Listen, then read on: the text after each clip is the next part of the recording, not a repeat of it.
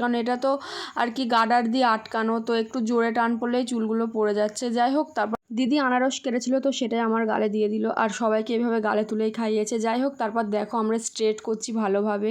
যাই হোক, আমরা যেহেতু প্রথমবার স্ট্রেট করছিলাম তাই দিদি আমাদেরকে দেখিয়ে দিচ্ছিল যে কিভাবে বুঝবো হেয়ারটা ভালোভাবে স্ট্রেট হয়েছে। তারপর যাই হোক, এখানে দেখো সবাই স্ট্রেট করছে।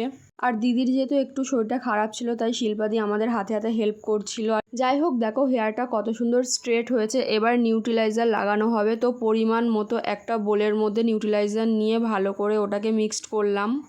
হেয়ারের আগাগুলো সমান ছিল না, তাই সমান করে হেয়ারের আগাগুলো কাটা হলো, যেটা তোমরা দেখতে পাচ্ছ।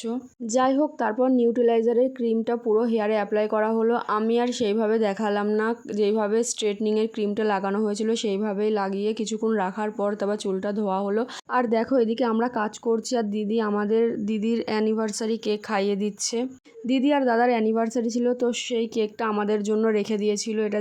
তারপর যাই হোক, এইদিকে দেখো হেয়ারটা ভালো করে ধোয়া হচ্ছে, ধোয়ার পরে ভালো করে শুকিয়ে নিয়ে আবার স্ট্রেট করা হবে। আর দেখো বন্ধুরা, ফাইনাল স্ট্রেটটা আমিই করলাম। যাই হোক, দেখো স্ট্রেট করার পর হেয়ারটা কত সুন্দর হয়েছে আর কত সুন্দর স্মুথ আর বাউন্সি হয়েছে, এটা তোমরা দেখলেই বুঝতে পারছো। তোমরা তো জানো যে বোন এসেছিলো, তাই বোনের জন্য একটা চকলেট নিয়েছিলাম আর আমি একটা লস্যি নিয়েছিলাম। যাই হোক, আজকের ব্লগটা এতটুকুই, দেখা হচ্ছে নতুন কোনো ব্লগে। টাটা।